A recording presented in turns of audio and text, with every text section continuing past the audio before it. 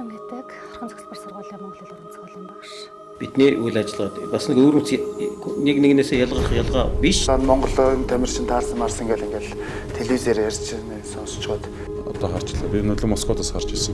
Москва жоохон тийм байхад. Хүний хэрэг биш юм шүү дээ. Морог төрөө хэрэг 1970 онд миний аав хэлсэн үг. Тэгээд хоош. Ингээл нэг 9 орн байсан. Манай нэвтрүүлгийг хүлээж авч үзсэн.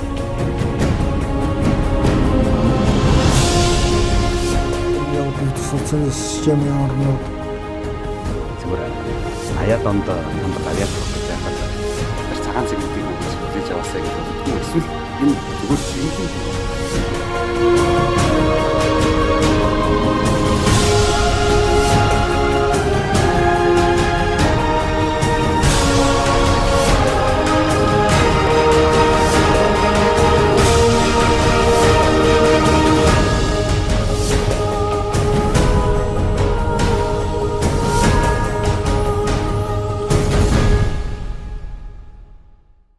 Сайн байцгаана үзэгчдээ та бүхэнд ороо минь төргий. Эрдэнэ телевизийн уран бүтээлчдээс үзэгч та бүхэндээ зориулан бэлтгэж хүргэдэг сэтгэлээ нэ. Чин сэтгэлийн ярилцлагын энэ удаагийн дугаар эхэлж байна. Тэгэхээр энэ удаагийн дугаарт оролцохоор бидний урилгыг хүлээн авч манай студид хүрэлцэн ирсэн эрхэм хүндтэй нэгэн зочныг үзэгч та бүхэндээ танилцуулахад таатай байна. Үзэгчид та бүхэн магадгүй манай зочныг хараад надаар хэлүүлдэг бүгдээрээ таних байх. Улаанбаатар телевизийн редактор хөтлөгч Батсүхийн сайн баяр. Сайн уу сайн аа? Сайн байна уу? Баярлалаа. Сайн явж байна уу? Сайн явж байна. Сайхан өвлөж байна уу? Сайхан намарчаа сайхан өвлөж байна. Эрдэнэтэд ирсэн маш гоё дулаахан байна. Улаанбаатараас утаагүй. Тэгээд дулаахан ийм цаг агаарт амьсгалах сайхан байна. Манангуу дулаахан байна тий? Одоо манантай байна. Манангууд гэдээ яхаар шууд уус төр болохоор орж ирж штэ. Тэгэхээр маш гоё юм. Цэвэр агаар. Өмнө нь ирж ирсэн нь манай хотод. Ирлгүй яах вэ? Голцоо дандаа ажиллаар ирж исэн. Уулын байжуулах Эрдэнэт үйлдвэрийн одоо ажилч хөдөлмөрч энэ хүмүүсийн одоо эгэл даруухан одоо амьдрал донд байгаа энэ сайхан хүмүүсийн ажил амьдрал бас л нөгөө ажиллаараа чин сэтгэлийн яриа өрнүүлэх тийм ажиллаар өмнө нь ер нь 2 ч удаа ирсэн. Тэгээ энэ удаад бол илүү тайван иржээ. Тэгээд магадгүй ийм тайван цаг хугацаатай ирсэн болохоор энд ингээ ярьцлага өгөөд суух юм цаг зав гарч байна. Манай үзэгчд бас гайхчихсан магадгүй энэ хоёрыг хэн хөтлөө тэн зочин юм болоо гэд тээ. Ямар сандаас ярьцлага эхлэхэд асуусан биз дээ хэн хөтлөх вэ? Хизээ ер нь сэтгүүлч болсон бай. Сэтгүүлчийн мэргэжлийг эзэмшсэн бэ гэсэн үг. Яг 18 жил болж байна. Ажлын талбар дээр гараад гэхдээ одоо соёл урлагийн их сургуулийг төгсөж байгаа хүн бол ардын жүжигчин төгснө гэж ярьдаг шүү дээ. Ардын жүжигчин төгсөөд 2 дугаар курстэй гавь жүжигчин болоо 3 дугаар курстэй соёлын тэргүүний ажилтан болоод 4 дугаар курстэй жүжигчин болоод төгсдөг гэдэг шиг бидний харгуул онл үтсэн. Тэгээд шив шинхэн оюутан дөнгөж оюутны ширээнээс гараад UBS гэдэг халуун ам бүлд одоо миний амьдралдаа мэдэх цор ганц хамт олон юм л дээ. Тэгээ энэ сайхан хамт олон донд сэтгүүлч мэргэжлийг эзэмшиж ороод тэгэл 18 жил болцсон байна энэ намар. Нэг мэдсэн л 18 жил болцсон байна. Би бас ярих дуртай л да. Би 8 настайгаас эхлээд 9 сарын 1-нд хизээч амарч үзээгүй гэж ярих дуртай. Яагаад тэгэхээр 8 настайдаа сургуульд ороод 9 сарын 1-нд дандаа хичээлдээ явна. Тэгээд 96 онд 10 жилээ төгсөөд одоо бол Монгол Улсын боловсролын сургууль тухайн үед багшийн дээд сургуулийн сэтгүүлч утга зохиолын ажилтны ангид 9 сарын 1-нд орж байгаа. Тэгээд 4 жил суралцаж төгсөөд тэгээ нэг оюутан цагт чи янз янз байдаг шүү дээ. Сургалтын төлбөрөө олох, аав ээжтэй бас тусдын болох гэдэг үднээс би Японы газар угаагчаас нь эхлээд одоо зуны амралтаараа ажиллаж тэгэл хамгийн анх 35,000 төгрөгийн цалин аваад тэгэл 4-р курстээ ороход 70,000 олсон миний цалин. Тэгэл зун тэгэж ажилласаар байгаа л 4-р курсээ төгсөөд нөгөө рестораны маань зохион байгуулагч намайг очих болгонд л миний туршаалыг дэвшүүлжсэн байхгүй юу. Тэгээд за чамаа 4-р курсээ төгсөөд ирэх юм бол шууд зохион байгуулагч болох шүү гэж надад ажлын байр санал болгоод тэгээд сургуулаа 5 сарын 20-нд төгсөөл дипломаа гардаж авчаалаас яг над руу яриад ирээд ажилдаа орох. Тэгэл ажил дээр хоёр дахь өдрөө зохион байгуулагч хийсэн биз. Манай ээж тавиад ороод ирвэ. Нөгөө ресторанд минь. За хүүхэн минь чамааг одоо цай зөөлөх гэж их сургуульд сэтгүүлчээр сургаагүй. Дагаад яв гээл. Тэгэл одоо хормогчоо тайлал дагаад явсан. Тэгэл UBS телевизэд ээж маань хөтөлж оруулсан. Тэгэл тэр үеч яг уу танил тал биш. Зүгээр л ерөөсөө л Улаанбаатар телевизэд би охиноо одоо ингээд одоо юунаас нь чамаагүй л эхлүүлмээр байна гэл одоо л ерхий захирал болох ч байгаатай уулзаад тухайн үед тэгэл тухайд мэдээж ярилцлагын ажлын ярилцлагч гэдэг юм уу те одоо чи жишээлбэл телевиз ямар нэвтрүүлэг үзэх ёстой гэл ихний асуултанд магадгүй тэр үед бол худлаач хариулсан байж магадгүй би залуучуудыг хөгжүүлэх залуучуудад зориулсан юм нэвтрүүлэг хийх сонирхолтой өдр гэж хариулсан. Тэгээд тэр үед бол өөрийнхөө зорилго өдрийг мэдээж тодорхойлж чадаагүй л байсан баг. Тэгэл тэр ажлын ярилцлаганд ороод 8 сарын 27-нд тэгэж уулзаал. Тэгэл тухайн жилийн 2000 оны 9 сарын 1-нд UBS телевизийн одоо тоонд орох тийм боломж олдсон. Тэгэхээр би бодтой. Тэгэл түүнээс хойш 18 жил 9 сарын 1-нд сургуулиудын хичээлийн шинжилгээ сурвалжлагч гэдэг юм уу те. Тэгээд яг нөгөө байн бодогддог зүйлээ яг саяны асуултанд нь хариулсан. Ээж нь юу хийдэг вэ ер нь? Манай ээж урлагийн хүн, бүжигчин. Одоо 70 гарсан сайхан хөгшин би. Аав ээж хоёр маань хоёлаа цэрүүн одоо өр хүүхдтэйгээ сайхан одоо хэлдэгэлдэ манай аав ээж хоёрыг баган 40 хүрж гэн гэл би айлын баг. Баган 40 хүрж гэн гэл тэгэхээр үеийнх нь одоо гайхдаг гэж байгаа. Тэгээд ээж маань урлагийн хүн бүжигчин байсан. Гэхдээ бүжигчин бол хэртт дээр зардаг шүү дээ. 35 6 жил бүжигчээгээ. Тэгээд тэтгэврт гараад Улаанбаатар төмөр замын зүтгүүрийн депот краны машинч хийжсэн. Насаараа 55 настай. Тэгээд тэтгэврт гарсан. Тэгээд аав маань галтэргний жолооч мэрэгчлээ. Машинист байх нь тийм. Машинист. Тэгээд би Эрдэнэт рүү сая ирэхдээ галтэрэг сонгосон. Одоо магадгүй машинаар ирэхэд бол 5 цаг тавкал хүрээд ирж байна. Гэхдээ яагаад ч юм галтэргээр ямаар санагдсан. Энд би тодорхой хэмжээнд 2-3 хоног ийм одоо айвуу тайваа ажилдаа байгаа учраас галтэргээр юу нь явчих. Тэр нь бол миний сайхан дурсамж сэргсэн. Одоо би төмөр замын депо руу ороход машины тос өнөртгöd надад маш сайхан дурсамж сэргдэг. Тэгэл галтэргэнд ороод галтэргэнд хоноол ирэхэд бол маш сайхан ирсэн. Тэгэхээр таны асуулт их гоё бас ингээд юм хөврөө. Тэр жоохон жаргалтай байгаа юм байна тий. Тий. Их гоё. Тэр айлуудад одоо жишээ нь танаа гэрт бол дэлгэцийн урлаг. За Монгол оронд хөгжөөд нэг 50 илүү хүн жил болж байгаа дэлгэцийн урлагийн амьдрал тэр чигтээ байдаг байх гэж би бодож байна. Яагаад тэгэхээр та өөрөө телевизийн нэвтрүүлэгч хөтлөгч, танаа гэрүүлийн хүн бас телевизийн уран бүтээлч хүн учраас танаа хүүхдүүд бүгд л ороо телевизийн дэлгэцнээ гарч байгаа шин тутам нэвтрүүлгүүдийг үзэж, магадгүй тэн дээр ярилцаж, эсвэл магадгүй ээжийнхэн хийж байгаа нэвтрүүлгүүдийг үзэж ингэж ярьдаг баг. Тэгээд танаа хүүхдүүдэд тэр нь илүү ойрхон баг. Таны хувьд бол галтэргэний тухай, галтэргэний тэр сая хэлдэг үнэр илүү амьдралд ч ойрхон байна. Магадгүй тийм мэрэгжил эзэмшихгүй байсан юм уу? Тэгэхгүй тэгэл хувь тавилангаар л яваа шүү дээ. Би бас яг эргээ бодож ин л та нэрээ төмөр замын хүн болно гэсэн ерөөсөө бодол байгаагүй юм байна. Манай аав чирч одоо 6 хүүхэд төрүүлж өсгсөн. Хинч тэр мэрэгчлийг эзэмшээгүй. Тэгээд нөгөө хүн болгол ярьдаг шүү дээ. Магадгүй урлагийн хүмүүс бол үр хүүхдээ энэ их хэцүү хүнд ажилд одоо дахиж ингэж энэ дундуур туучуулаад явах уу гэж боддог. Тэгэхээр ерөөсөө мэрэгжил болгоо өөрөө үнцэнтэй байгаа. Мэрэгжил болгоо хэцүү. Бүх ажил хэцүү. Тэрэнд одоо сэтгэл зүрхээ зориулж ингэж ажилласан хүнд өөрөө хэдий сайхан ч гэсэн их хүнд хэцүүг мэдэрдэг байгаа байхгүй. Тэгэхээр бүх салбарын хүн л үр хөвгтэй. За яг магадгүй яг уламжлуулъя гэж боддог баг. Гэхдээ аав хоёрын маань хувьд ерөөсөө хинтэн ч тэгж хэлж байгаагүй. Тэгээ магадгүй бидний үеийн чинь боловсрал тийм шүү дээ. Бүх үр хөвгтэй дэд мэрэгчлээ болгоё ингээ те гэсэн. Тэгээд би чинь тухайн үед чинь за 96 онд мэрэгчлээ сонгож явах үед Солонгос хэлний багш орчуулагч болох гээд Улаанбаатар дээд сургуульд одоо шалгалт өгчөөд тэнцсэн, орцсон гэжсэн. Манай хамгийн том ах тухайн үед яг багш их сургуулийн Монгол хэл уран зохиолын багшаар төгссөн.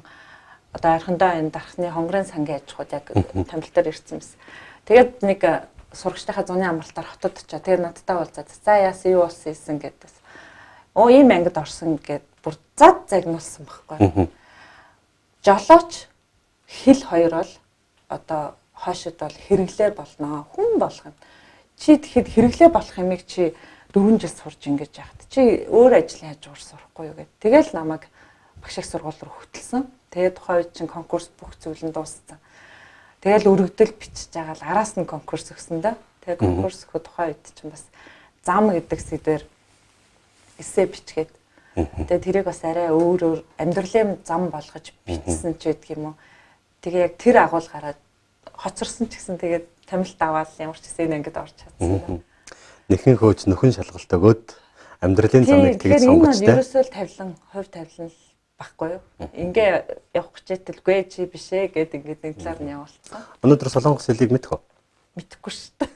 Одоо тэгээд тэр зорилго бүр хаягдсан. Тэгэхээр тэр үед би бас зорилготой сонгоог байгаа хгүй. Тэгээ би энэ дээр бас нэг зүйл боддгийн. Одоо ингээд би чи өсвөр насны 2 хүүхэдтэй юм тий. Одоо би хүүхдүүдтэй мэрэгжлийн тухай аяух ярьдаг байхгүй. Тэгээ тухайн үед манай аав хоёр адгүй асар их ажилтай. Одоо галтэрэгний машинист гэдэг чинь 7 хоногийн ер нь 3 4 өдөр замд явна шүү. Тэгэл 2 3 өдөр нөгөө газрын жигүүргээ кино гэдэг үстэй. Тэрэн дээр нэр манай аав чинь орлон тоглогчийн үргийг гүйцэтгэв тий. Одоо гол дүрийн ширнэнгийн нөгөө аюултай сценүүд дээр манай аав тоглосон байдаг байхгүй. Энийг бас авчилаа хэлчихэд. Тэгэхээр би тухайн үед яг зорилгоо тодорхойлоогүй. Тэгээд зорилго үчийн хүсэл байгаагүй учраас магадгүй би тэр хэллийг гүнзгийрүүлж судлаагүй л байгаа байхгүй. Нэрийг ингэ асуусан чи одоо яг тэгж бодогдчихшээ. Гэхдээ би ягаад тэгж асуугаад байгаа гэхээр тэр тухайн 1996 оны үед мэргэжлээ сонгож байхад Солонгосын тухай ойлголт монголчуудад төдийлөн их байсангүй. Солонгос кино тэгж гарч эхлээгүй байлаа. Тэр 96 онд чинь мод байлаа шүү. 96 онд чинь нөгөөх Венесуэлийн телевизийн Халдар царайт гэдэг кино дөнгөж л дуусч ялаа штэ. Дараа нь Япон кино Ошин гэдэг кино гарч илаа. Ягаад заавал Солонгосыг сонгосон юм бол? Дэлхийн нийтийн хэл англи юм уу, испанийг сонгож болно штэ. Гэхдээ тэгэл ерөөсөө хэл сурхал мод ерөөсөө охтуудын чинь хувьд бол тэгэл хилтэй болж ярьдаг гэдэр те одоо өгүүлбэр дундаа 2 3 гадаад хэл одоо тухайн үед ч одоо юу мэддэгсэн орс хэл те орс хэлээсээ ингэж хайлж ярьдаг тиймэрхүү мод тэгэл яг хуу солонгос хэлийг мэдгүй би одоо тэрийг гайхдгийн тэгэхээр би яг бас зоригтой яваагүй л байгаа байхгүй. За UBS телевизэд ирлээ. Балхачуу захиралтай уулзлаа. За тэгээ ажилд орлоо. Хамгийн ихний ажил юу вэ? Хамгийн ихний ажил хотын амьсгал нийтлэл нэвтрүүлгийн албанд сэтгүүлчээр орсон. Тэгээд тухайн үед бол UBS телевиз идэвхтэн редактор битгий хэл одоо дадлагын хүүхд автгүй тийм өндөр босготой байгууллага байсан. Тэгэл магадгүй ээж нь хөтлөөд ороод ирсэн хэнийг ч таньдаггүй тий хинээр ч одоо арын хаалга хэрглэж ороогүй тэгсэн чи ороод нөгөө ихний асуусан асуултанд нь магадгүй миний хариулт таалагдсан ч юм уу тий тэгэл одоо уран бүтээлч найруулагч Балхачуу гэдэг хүний аливаа зүйлийг өөрөөр хардаг нэг өнцгөр нь л надад бас тэр том айлын босгыг алхаж орох юм боломж олдсон баг. Гэхдээ би 3 жил одоо идэвхтэн редактораар ажилласан. Тэгээд сүүлдээ одоо манай телевиз бол ажилтнуудынхаа нийгмийн асуудалд маш их анхаардгаараа одоо хувийн телевизүүдээс бол 1 номерт явдаг л да. Тэгээд тухайн үед чи ажилтнуудаа одоо баяр ёслолоорч гэдэг юм уу те гэр бүлд нь хэрэгцээтэй юм одоо ах уйн зүйл ч гэдэг юм уу те за тэгээд залуу хосуудыг дэмжих одоо орон сууцнд ингэж одоо суулгадаг ч гэдэг юм нийгмийн шин чанартай ажлууд маш их хийгддэг. Тэгээд идэвхтэн редакторууд нь тэрэнд нь хамрагддаг байхгүй яг л үндсэн оронтойтой. Тэгээд сүүлдээ энэ маш идэвхтэн редактор гэдэг статусаар тэр бэлгэнд ордог болсон тий. Тэгэхээр тухайн үед л бас л одоо өөрийгөө харуулж ингэж ажиллах юм боломж олдсон байна л та тий. Аав ээжийн гэдэг юм уу гэр бүлийн хүмүүжил тухайн хүнд тухайн иргэнд нөлөөлдөг. Тэгвэр магадгүй сайн баярын хувьд их тийм хичээнгүй альва нэгэн ажлыг эхлүүлвэл тэрний төгсгөлийг сайхнаар харахыг хүсдэг тийм зориг байсан баг. Тийм зориг бас тэр хүнд байсан баг. Тийм учраас идэвхтэн редактор гэдэг цолыг цор ганцаараа Монголд хүртсэн баг гэж би бодож байна. Манай үзэгчид одоо их асуугаасаа л гэж бодоод байгаа бах. Сайн уу сайнаа гэдэг нэвтрүүлгийг хизээ анх хийж эхэлсэн. Хамгийн анхны зочин хэн байсан? Яг 10 жилийн өмнө 2018 оны 8 оны би 10 жилийн ойг нь ярьж байна. Тийм 2018 оны 8 сарын 27-нд сая 10 жилийнх нь ой боллоо. 2008 оны 8 сарын 27-нд хамгийн анх Монгол Улсын гавьч жүжигчин Дуучин Ариуна гэр бүлийнхаа хамтаар Сингапурт жил 6 сарын хугацаатай амьдарч байгаад ирсэн тийм цаг үе л дээ. Тэгээ тухайн үед бол бас одоо шар хэвлэлүүд гэж ярьдаг шүү дээ. Одоо янз янзаар бичдэг гэр бүлийн хүн янз янзаар бичигддэг. Тэгээ тэрэнд ерөнхийдөө хариулт өгөх маягаар одоо UBS телевизэд одоо ярилцлаганд орё гэсэн саналыг манай захиралд тавьсан байдаг байхгүй. Тэгээ тухайн үед чинь би чинь бол одоо юун өнөөдрийн сайн уу сайнаа байх мэдээнд гүдэг, мэдээнээс сурвалжлагч байлаа, CT-нээс мэдээний албанд тэгээд тэр чинь бас тодорхой хэмжээнд олон жил яваад ирэхээр их хурал сурвалжлах хэрэгтэй болно. Тэгээд парламентын сэтгүүлчээр ажилладаг гэсэн байхгүй. Тэгэл тэр үед одоо бас захиралд харагдсан билгүй би нэг жоох entertainment тал руугаа ярих юм боломжтой сэтгүүлчл санагдсан шүү. Тэгэл намайг өрөөндөө дуудаал за одоо ер нь чи тэ одоо мэдээний сурвалжлагчаар ажиллаад одоо боллоо. Ер нь ингээ ярилцлагын тулд тухайн үед бас бид нар мэдээнд яваад хажуугаар манай кофе цай юу гэдэг төлөө нэвтрүүлгээд шүү. Тэр нэвтрүүлэгт ерөөсө бүх сэтгүүлчд ордог, хуваараар ордог. Тэгэл тэр ярилцлагууд дээрээс л анзаарсан юм шиг байгаа асуултаа яаж тавьж яана, яаж нээж яана гэл. Тэгэл надад тэр боломжийг олгосон л. Тэгэл за чи ер нь яг энэ ярилцлагын чиглэлээр нэг нэвтрүүлгийн аннотац бичээд ороод ир гэд. Тэгэл ерөнхийдөө битсэн. Тэгээ тухайн үед бол маш их айжсан л да. Ерөөсө төсөөлөхгүй. За яаж өөрчилж болох уу гэж байгаа. Тэгэл гол дүрээ бодож байгаа. За Ариуна бол рок попын одоо ориглын л нэг шүү дээ. Энэ хүн тэгээ өөрөө их нээлттэй гал цогтой. Тэгээ ер нь одоо яриулж ярьчи тодорхой хэмжээнд бас ийм олон нийтийн дунд байгаа хэл аманд хариулт өгчий гэж байгаа зоригтой байгаа учраас би бас зоригтой асуулт тавих хэрэгтэй байх гэж бодсон. Хоёр шин бүтэн сус. Тэгэл дундуур нь за ер нь дандаа яриад ах биш. Яаж гоё сонирхолтой байлгачлах. Тэгээ тухайн үед чи манайх XX Lady гэдэг нөгөө жоохон жин ихтэй бүсгүүчүүдийг юм тураадаг реалити шоу хийжсэн. Тэгэл бүх зүйлээ бодож байгаа л за ерөөсөө ингээгээл. Тэгээ өөрөө бодоод захирал дээр ороод танилцуулсан чээс та. Алга тушаал хүлээжсэн.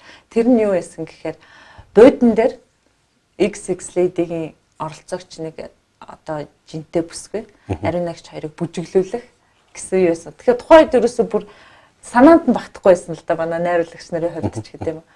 Тэгэл Ариунагчээр эхэлжсэн. Тэгэл дээрэс нь бас өөр сюрприз нь юу яж болох вэ гэсэн хайсан. 104.5 радиогийн найруулагчтай ярьж байгаа л Ариунагчийн фэн хөгжлийн бэрхшээлтэй нэг залууг урьд авчраал. Тэгэл уулзуулаад гэл ингээд гой сонирхолтой байдлаас. Тэгэл тухайн үед анхны дугаар нь Бямгаргийн ток шоу гэж гарсан. Тэгэл захирал тэрийг хараад за ерөөсөө л чи нэгээр өөрийгөө үздэг. Тэгэл дараа нь 10 20 нэрэн солигдол ингэж байгаа л сайн уу гэл тэгэл тогтсон да. Тэгээ ер нь 10 жил болоход бол нэг сайн мэддэггүйсэн шүү дээ хүмүүс ер нь.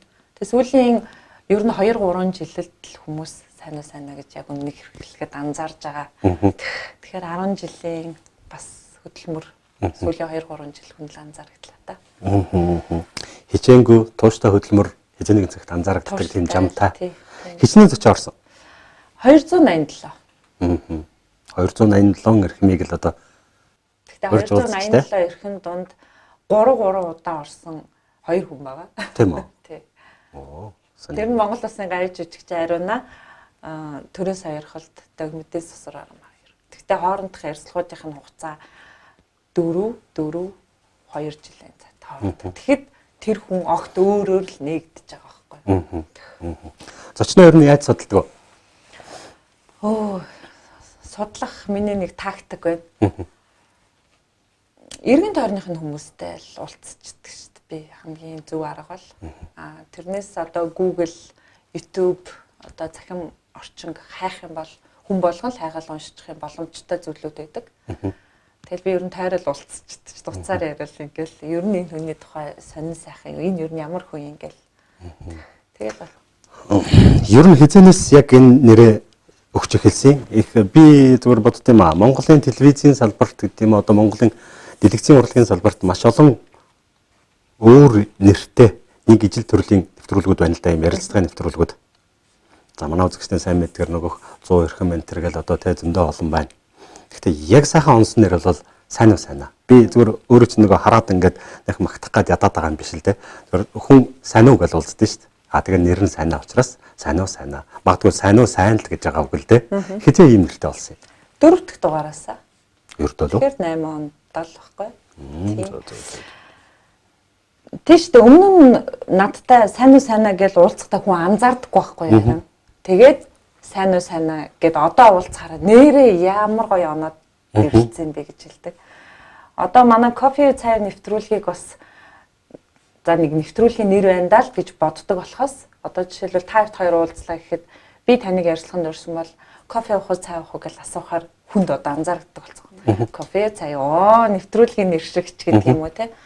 Тэгэл ингээл хүнд хоногшуулхал тэр нь л их үнцэнтэй байгаа л та тийм. Зүгээр өөрөө бодож байгаад сайн уу сайнаа гэд нэрлэе гэсэн нь альсвал хүмүүстэй хамтарч бодсон уу? Телевизийн уран бүтээлийн зөвлөл гэж том байгууллага ажилладаг. Том баг байна тийм ээ. Баг тийм. Анх найруулагчийн ч юм уу сэтгүүлчин ч юм уу аннотациас эхлээл ярилцдаг. Тэрийг дандаа сайжруулж одоо UBS телевизэн өнөөдрийн 25 жилийн хугацаанд хүргэсэн бүх нэвтрүүлгүүд дандаа тэр уран сайхны уран бүтээлийн зөвлөлөөр орж гарч шүүгдэж сайжруулагдаж шүүмжлэгдэж гардаг. Тэгэл тухайн үед чинь нэр оруулж байгаа. Мэдээж ийм хувилбарууд байгаа. За сайн уу сайнаа гэхдээ би бас жоохон имижсэн л да. Яагаад би өмчлөх ёстой гэж, яагаад миний нэрээр байх ёстой гэж гисэн хэрнээ яг хөө тэгэл зориглол оруулсан. Ийм л шүү дээ шууд гол нь захирлал ингэж нэрлэх боломжийг олгосон л да. Тэгэл дараа нь Нандагийн ток шоу өдр гэл гарсан. Нандагийн ток шоу. За одоо Бадарчин жаргал. Тэгээ бас шүүмжилдэг байсан ихэндээ одоо хашаа опраг дөрөөгээд байгаа маашаа юм ч гэдэг юм уу те хэцүү шүү дээ. За яг нэрний хувьд бол тэгээд хүмүүс шүүмжилж л байгаа. Шүүмжилгүүгээр сайн явна. Одоо шүүмжилгээ. Яг шүүмжилгүүгээр сайн явна гэж бол байхгүй л те. За 287 дугаар хийлээ. За дунд нь нэг 2 3 хүн инглээ. Ер нь зүгээр нэг юу гэдгийг фактлах гэж ярьдаг штэ. Алдаа гаргаж ирсэн тийм дугаар байна уу? Өөрийнхөө талаас одоо сайн баяр өөрөө. Эсвэл магадгүй би жоохон дутуу орцлоо доо гэдэг. Би дутуу орохыг гэхээс хайдаг. Яагаад гэвэл тэгэл ерөөсөө зүгээр жижүүрийн асуулт асуугаад ах боломжгүй нэвтрүүлгэл дээ. Ер нь бол тиймч байх гэж өмнө нь тэгж судалж ажилладаг. Нэг том алдаа гэх юм бол гэхдээ би яг тэрийг нэрийг хэлэхгүй байлдаа оролцогчийн хувьд, зочны хувьд. Алдаа гэхээсээ илүү маш гоё үр дүнд хүрсэн юм шиг санагддаг ш. Тэр нь Монголын бас нэлээд нэр хүндтэй дуучин сайн нэг зочинд ороод тэгээ би нөгөө миний хэрэгэлдэг арга биш тэгээ эргэн тойрныхын хүмүүсээс судлаад тэгээ миний нэлээд сайн таньдаг хүн тэр хүнтэй хамтарч ажилладаг. Тэгээ би асуухгүй юу. Ер нь яг сюрприз гинтийн зочноор нь хэнийг уриулах гоё бол гэл асуусан чинь оюутан ах цагтаа одоо нэг ийм найз нэгдэг штэ. Одоо тийм гэ тэр нь асуусан урлагийн хүн. Тэгээ нөгөө хүн лөө уцаар ярьж байгаа байхгүй юу. За UBS-ийн сайн байна. Сайн нэвтрүүлэгт энэ оролцогч орж байгаа маа. Тэгээ би таны ингээ гинтийн зочноор авирах гэсэн ингээл чинь нэг хэсэг жоохон ингээл чимгээдсэн. Өө тэгээ бичлэгэнд хизээ ингээл зөвшөөрсөн байхгүй. Тэгэл би ч нэг юм бодоагүй. За энэ хоёрын юу ч оюутан ах цаг учраас за яриагаа ингэж чиглүүлэх хэрэгтэй байна гэл ингэж бодож байгаа л өө нөгөө сюрприз зочноос дардаа нууж байгаа л аюу гоё орол. Тэгэл шатнаас бууж ирэл ясаа. Өө манай зочин ч гэсэн аюу гоё хүлээж аваад тэрвэрлдээл ингээд. Тэгэл оюутан ахын цаг ярмаар бүх юм ярил ингээд бичлэг маш гоё болсон. Тэгэл дуусаал оройн нь над руу нөгөө зочин маань мессежсэн байхгүй. Чи миний сюрприз зочныг яаж олсон ингээд. Тэгэхээр би яг та бас тоглоом мэдээллийг сурвалжаа нууцлаа энэ гэл ясан чи. За хоёлаа маргааш нэг хэрэг. Тэгээ маргааш нэрээ ясан чинь бүр оюутан ах цагтаа айгүй үзээгүй найзууд гэж жагаад амар гомдооцсон хүнээ би урьдсан байгаа байхгүй. Гэхдээ миний гинтийн зочноор урьдсан хүн маань гомдооцсон. Тэнгүү тэр хүн бол бас зөвшөөрж ийн гэдэг чинь би энэ хүнээс уучлал дотроо бодоод яваад гэсэн байгаа зүтэй тийм. Хизээ нэг тийм нюанс нь олдохгүй. Тэгээ зөвшөөрсөн. Тэгсэн манай зочин бас маш соёлтой байгаа зү тий. Гэхдээ тий өөр хин ч байсан л тэгэн л дээ. Түмэн камерын өмнө. Тэгэл аюу гоё уулзаал ингээл яасан чи яг маш тийм хэцүү зүйлээр л гомдооцсон байсан юм билэ.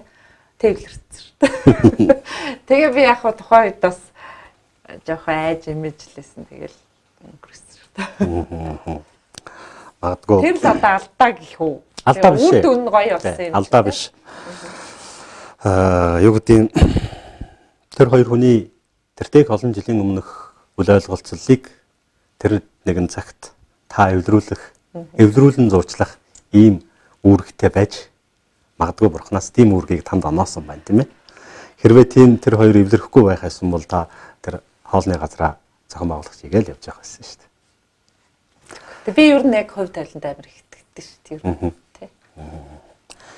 Гэр бүлийнхаа хүний тухай жоохон яриач. Та надад нэг салбарх гэж яаж мэдв? Манай гэр бүлийн нэг. Зүгээр ингээд харсан ч тийг санагдаад. Тий.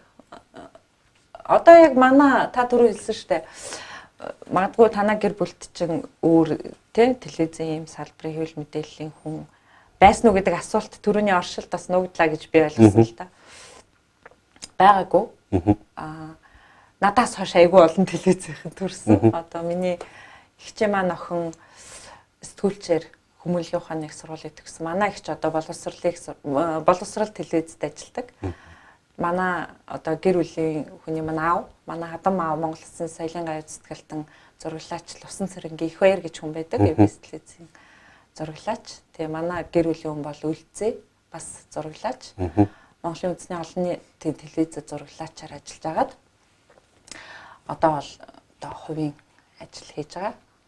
Тийм тэгээд хоёр сайхан хүүхэдтэй.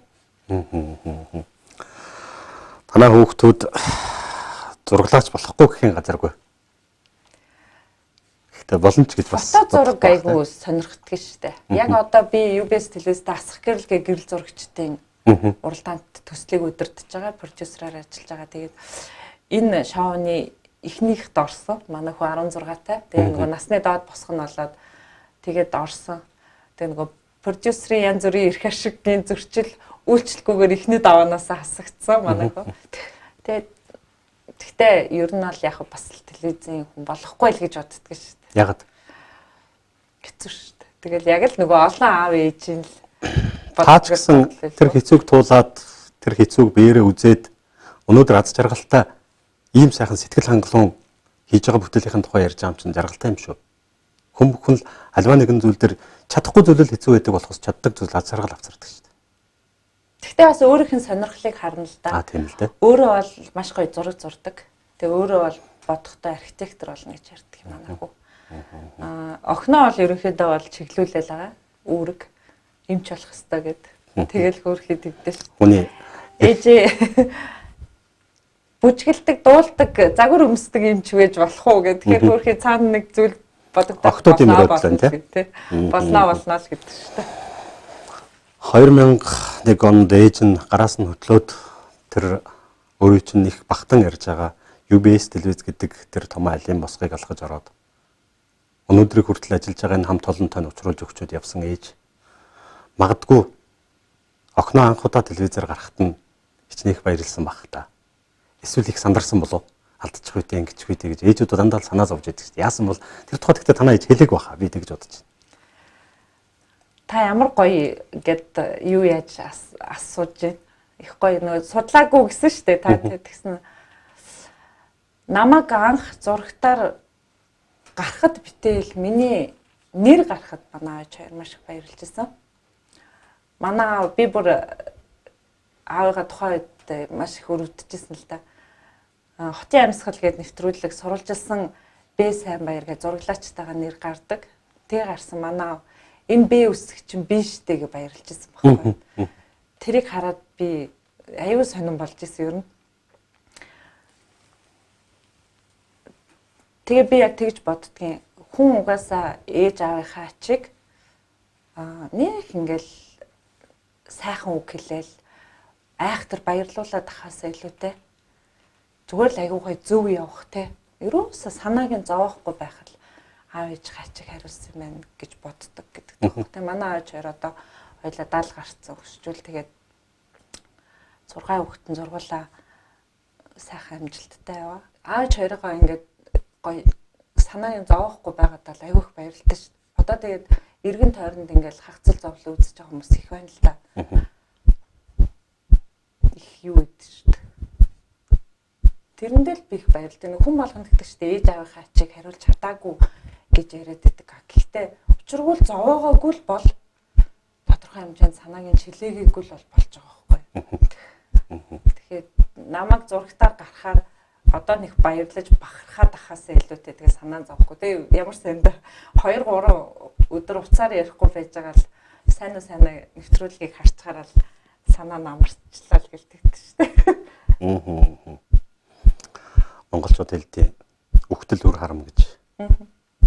Өнөөдөр Монголынхаа ард түмний дунд монголчуудынхаа дунд хүндлэгдээд бас үнэлэгдчихсэн өдий зэргийн магадгүй тэргүүн сэтгүүлчийг 200 300 дахь дугаарыг нь хийх болгонд ээж нь ингэчгүй тэгчгүй магадгүй өвдчихгүй зовчихгүй гэж хэлэхгүй ч гэсэн санаа зовоол байгаа баг. Нөгөөх эн чинь биштэй энэ бэ үсгчин гэдэг хүн ч гэсэн бас бодоол байгаа баг. Ядахад бас та айлын баг юм. Жохоо ирэх үү?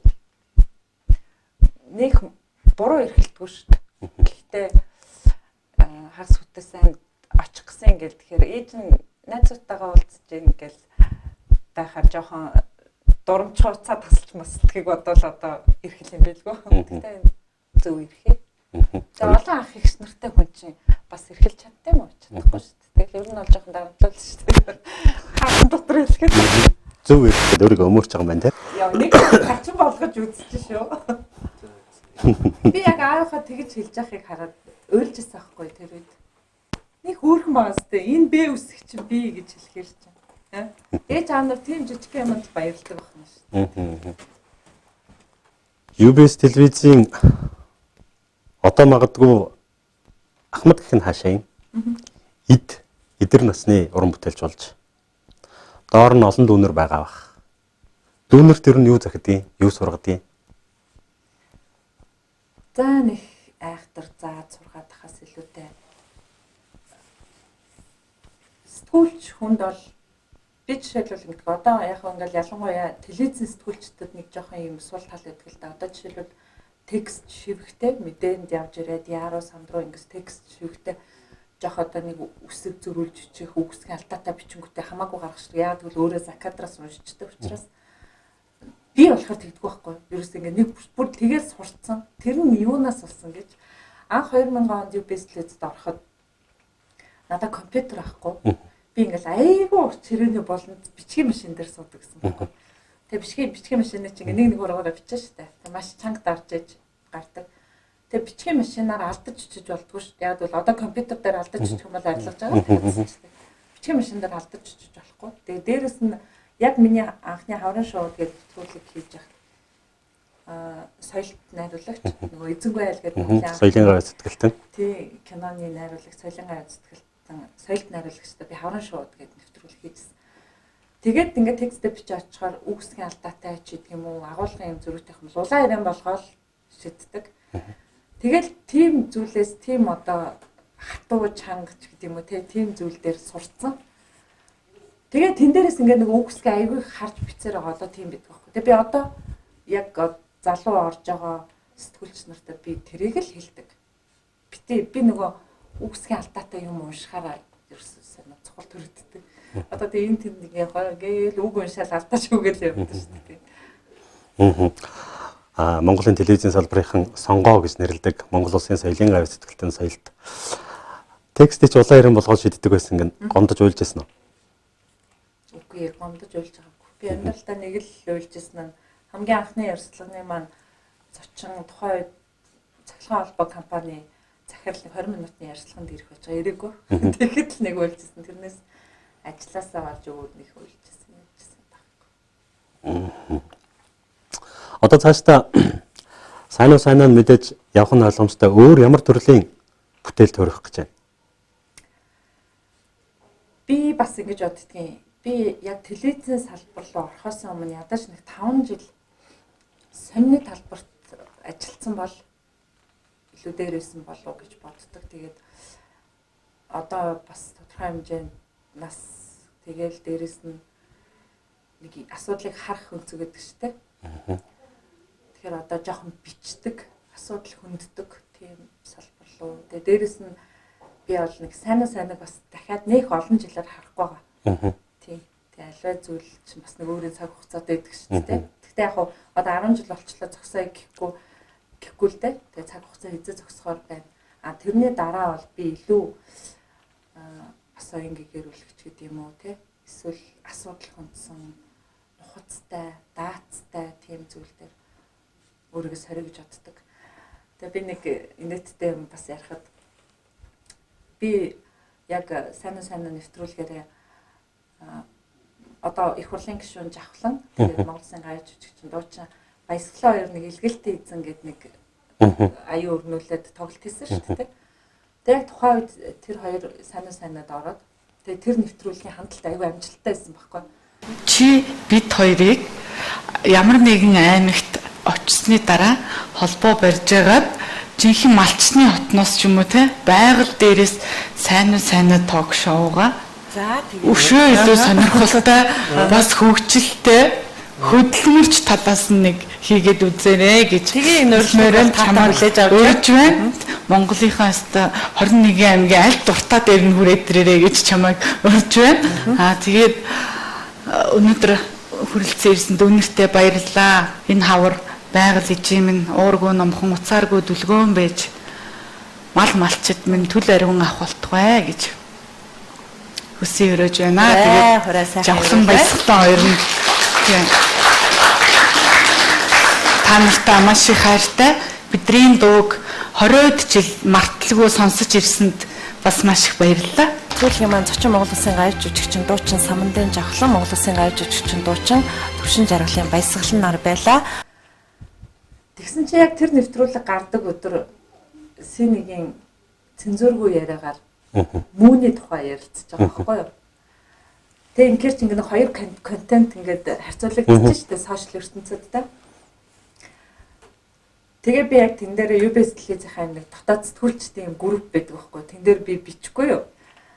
За ингээл үеийн сэтгүүлчд маань ингээл ийм сэдвээр дуграал те нийгмийг эмчлэх үүрэг нь маш хүчтэй явж шүү дээ те.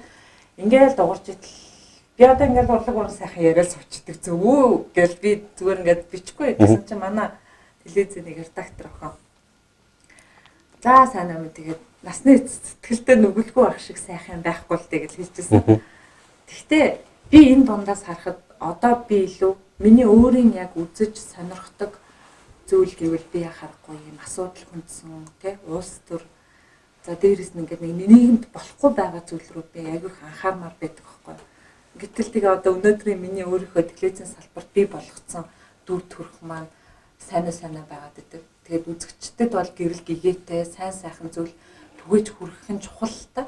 Гэтэл миний одоо яг дотоод хүсэл эрмэлзэл маань бас тэр болчиход байгаа юм л да. Би ямар ч байсан одоо өөрийнхөө дотор байгаа зүйлээ одоо ил гаргаж нэлээд даацтай юм орно л гэж бодлоо. Монголын театрын алтан цэгмэд гэдэг Монгол улсын ардын жүжигчин цагааны цэгмэд гэдэг хүн нэг кинон дээр 2 өөр төр тоглолт юм. Энэ бол чадвартай уран бүтээлч хийдэг ажил л да. Би яагаад энэ цэгмэдгэн тухай ярьж эхэлсэн бэ гэхээр зэрэг чадна гэж найдаж байгаа учраас тэгж байгаа сайн байр чадна гэж. Магадгүй өнөөдөр түрүүний өөрийн хэлдгээр урлаг уран сайхан спорт гэдэг юм ингээд яриад явж байна. Энэ нийгэмд сайн сайхан зүйлийг түгээж байгаа, сайн сайхан сэтгэгдлийг төрүүлж байгаа. Гэхдээ болохгүй байгаа зүйлийн тухай бас ярьсан шиг ярьж чадна гэдэг тухай хэлж байгаа. Маш айхтар одоо мундаг хүнтэй зөөрлж байна. Яг харахгүй ягаад сайн нэвтрүүлгийн дийлэгц очтын ихэнх юм урлаг уран сайхан талууга байд юм гэхээр яг харахгүй урлаг уран сайхны хүмүүс их гоё нээлттэй байдаг шүү дээ. Дээрээс нь яг өөрөөрөө байж чаддаг байхгүй.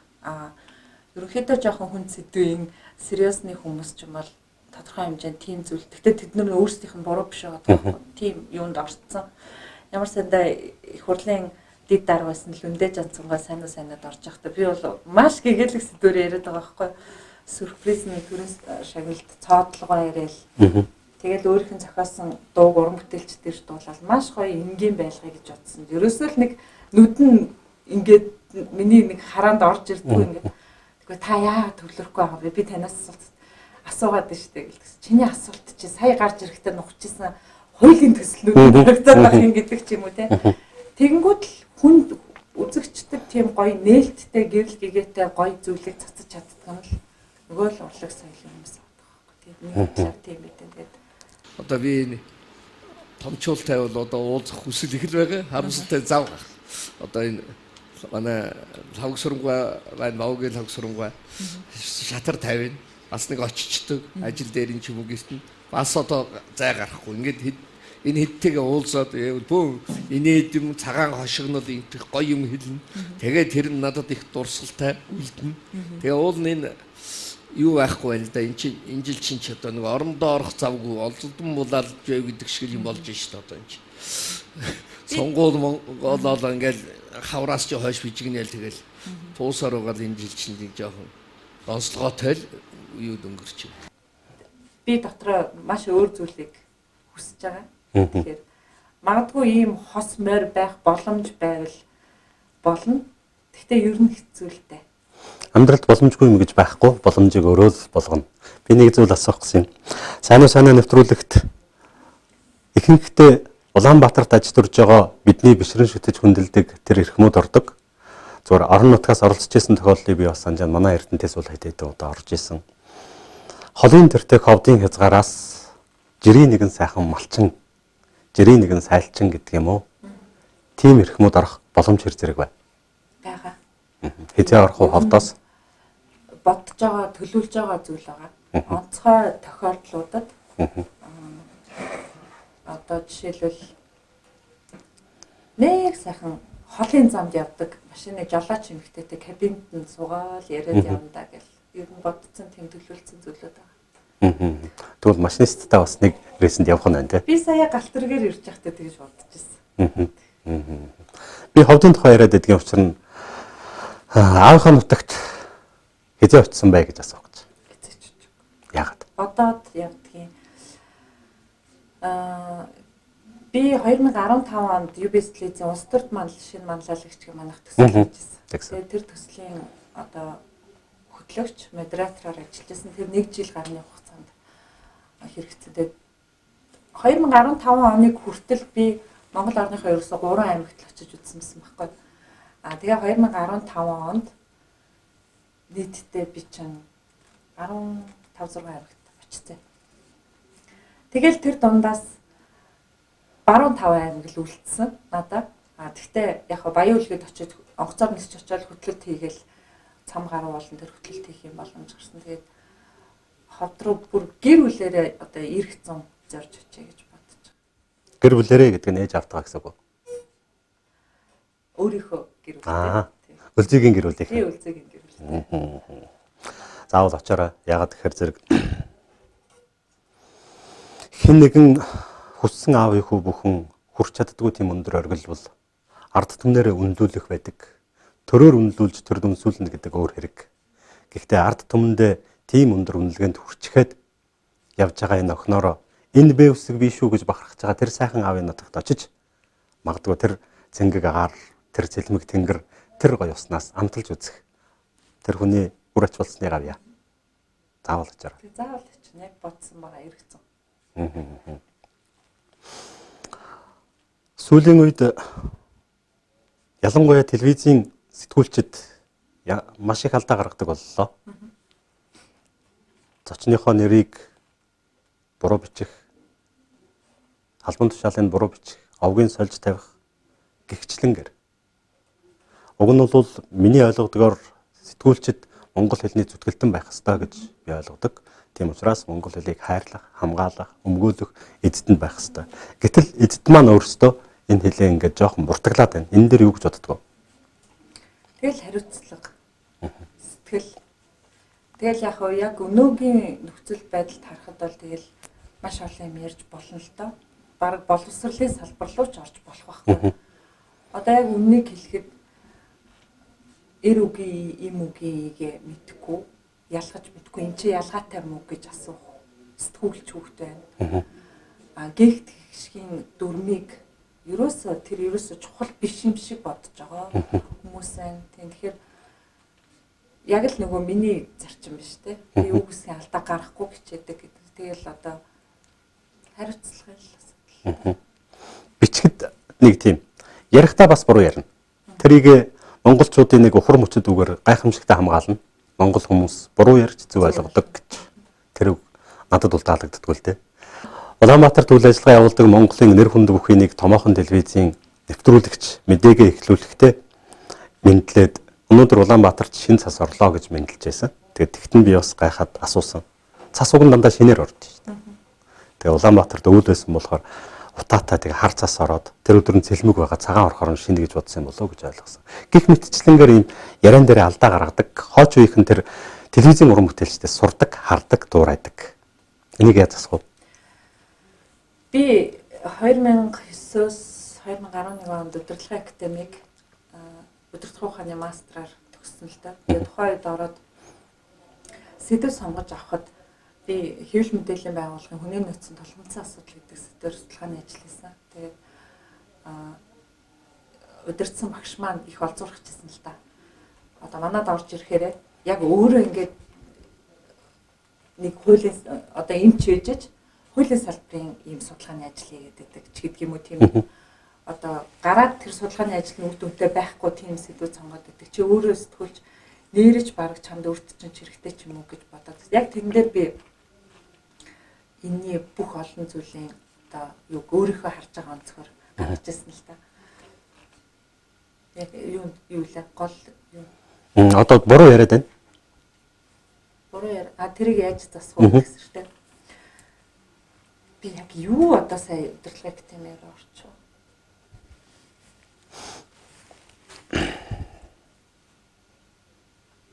Тэгэл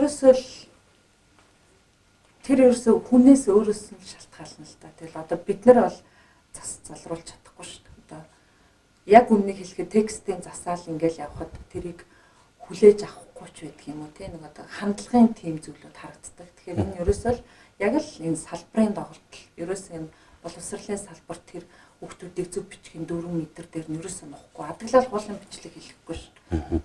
Тэгэхээр чинь л одоо энэ бүх алдагдаад байгаа. Энэ түрүүний хэлсэн тэр Монгол хүний буруу ярьж зөв ойлгодог гэдэг асуудал бол ямар ч байсан сэтгүүлч хүний мэрэгжилт лав бол байж болно. Би бол их дургу тэр үгэнд. Зөв л ярих хэвээр. Зөв ярьсан зөв ойлгох хэрэгтэй. Тэр үгэндээ итгээд ч тэр юм уу дээр доргүй буруу яриад, буруу ярьсанд буруу ойлгоод хоёулаа зөв ярьж зөв ойлгохгүй ингээ хоорондоо маргах, тэмцэх ийм юмнууд их харагддаг. Тэгэхээр зэрэг би энд их дургу. Их хурлын интерес ч гэсэн л буруу яриад, буруу ойлгохтол тэр үгээрээ шүмжлэгдээд байгаа байдал ингээл харагдаж. Ийм болчихсон. Тэгэхээр телевизээр гарч байгаа бүтээл болгон маш сайн хяналттай тухайн хийж байгаа уран бүтээлчд нь маш их хичээнгүй байхгүй бол эх орон тэр чигээрээ тэр зүг рүү явна шүү дээ, тий. Түрүүний нөгөө судалгааны ажил гэсэн чинь яг сая санаанд орж байна. Маш олон телевизтэй Монголоос. Одоо Эрдэнэт хэдэн телевиз дээ? 10 телевиз. Улаанбаатарт 96 телевиз байна.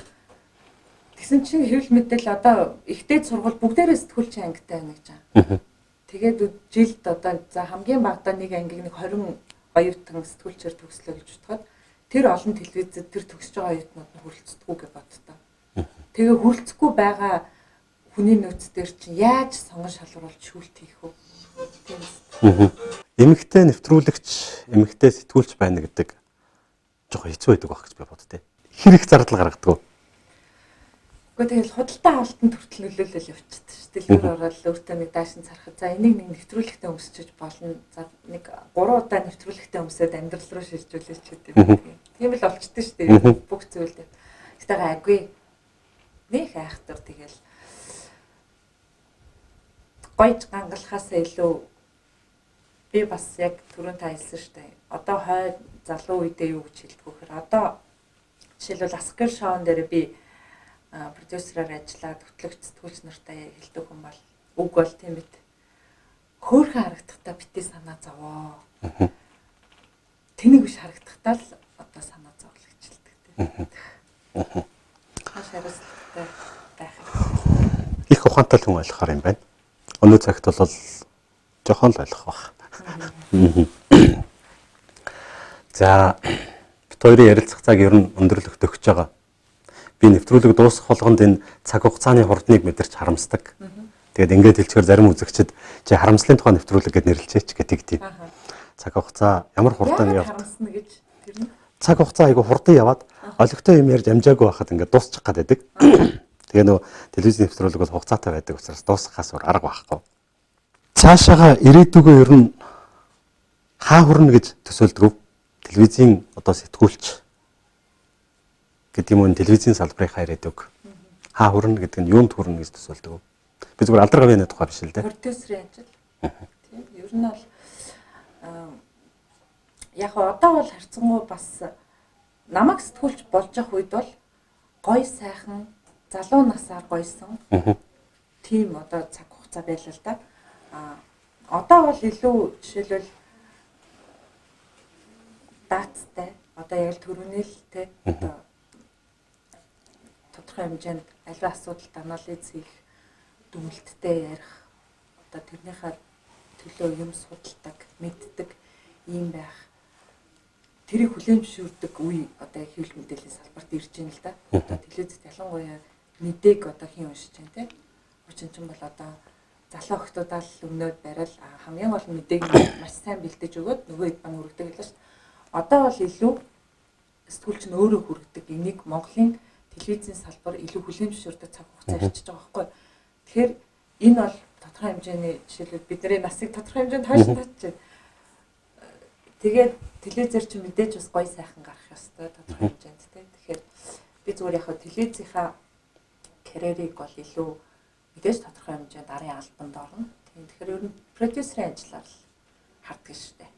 Тийм. Нөгөө яг мөн чанар үзэл санаа хүргэх агуулгын нөгөө л асуудал төвшүүлсэн нийгмийг эрүүлжүүлэх тийм энэ тал руу. Их баярлалаа. Тэгээд сэтгүүлч хүнтэй би нэг ярилцж байгаагүй юм байна. Тэгээд сэтгүүлч хүнтэй ярилцахад бас жоохон хэцүү байт юм байна. Ийм асуулт асуучихгүй дээ, ийм юм асуухгүй дээ гэж бодож байгаа байх гэж өөрөө дотроо ингэ бодоод. Эрдэнтчүүдэд эрдэнтийн үзэгчдэд би энийг л ярих байсан юм даа гэд бодож байгаа зүйл байна уу? Үгүй байхгүй дээ. Тийм бодол төрдгөө биш дээ ерөөсөө. Би ч өөрөө яг бас өөрөө нэг ярьслаханд орж байгаагүй шүү дээ. Юу н орж байгаагүй шүү. Тийм. Тэгэхээр за энэ одоо ингэ асуучихгүй дээ гэдэг бодол төрөх завдлаа өөрөө өгсөнгүй юу? Эсвэл тийм бодол бодогдтгүй юм байна. Ер нь яг эрдэнтийн үзэгчдэд бол миний хувьд бол их таатай байна. Тодорхой хэмжээнд цаг зав гайгүй ирсэн болохоор бас эрдэнтийнхээ телевизэд ярьцлага өгөх боломж оллоо. Тэгээ өөрөө бас их намайг жоохон дөвлөгчлээ гэж ойлгож байна.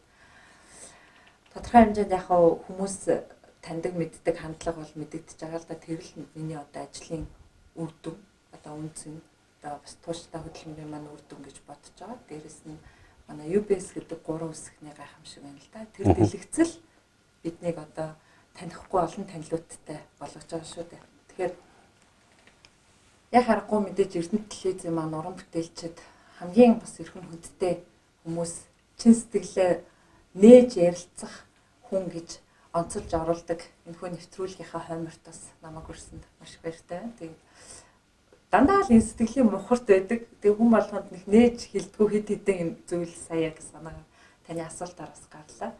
Тэгээ UBS телевизэд бас утсан хөгжмийн анги гэж байдгийг. Тэр нь юу гэхээр илүү тийм хамт олон аливаа байгууллагч нэг тийм байгууллагын соёл хамт олонны тийм халуун дулаавар амьсгал гэж байдаг шүү дээ. Тэгээд UBS бол үнэхээр тийм хүчрэх, үнэхээр халуун дулаан юм хамт олон байдаг. Тэгээд тэр дундаа бие биенийхээ баяртай, жаргалтай бүх зүйлийг чин сэтгэлээсээ хуваалцж байгаа арга хэлбэр нь одоо юу гэдгийг баярын нөлмөс төсөөлөх ч гэдэг юм уу, хоолой зангирах ч гэдэг юм уу. Ийм зүйлээрээ одоо ингээ илэрхийлж гаргадаг хүмүүсээ утсан хөгжмийн анги гэж хэлдэг л дээ. Би тэр ангийнх нь нэг шүү. Тэгээ сая бол яг харахгүй бас аав ээжийн тухай ярьдаг хэсэг дээр бол бас жоохон сонирн болж үзэж байна. Тийм тэгэхээр яг харахгүй сэтгэлээнээс ярьцлага хийж чадлаа. Танд баярлалаа. Баярлалаа. Бидний урилгыг хүлээж аваад манай студид хүрэлцэн ирж манай студийн хоймор зочноор оролцсон танд их баярлалаа. Зүгээр магадгүй арай анх удаа ингээд зочноор оролцож байгаа юм шиг үү? Анх удаа. Санаа. Их баярлалаа. Тэгээ өөрөө уран бүтээл хийгээд өөрөө хэн нэгэн зочинтой сууж байхдаа хязээ нэгэн цагт би зочин болно доо гэж хэзэж боддгүй. Зүгээр магадгүй өнөөдөр гинтийн тохиолдлоор ингээд оролцъё гэд урайлгын зөвшөөрөөд ингээд зочин болоод ороод ирсэн их баярлалаа. Тэгээд таны цаашдын уран бүтээлд Монгол орнд шин тутамхан хөгжсөн дэлгэцийн урлагт бүх амьдралаа зориулаад Монголын ард түмний ирээдүйн тархины сайн сайхны төлөө, тархины эрүүл мэндийн төлөө ингээд зүтгэж байгаа танд болоод танай гэр бүлийнхэнд хүний амьдралд хүсэж болох хамгийн сайн сайхан бүхнийг хүсье. Таны цаашдын уран бүтээл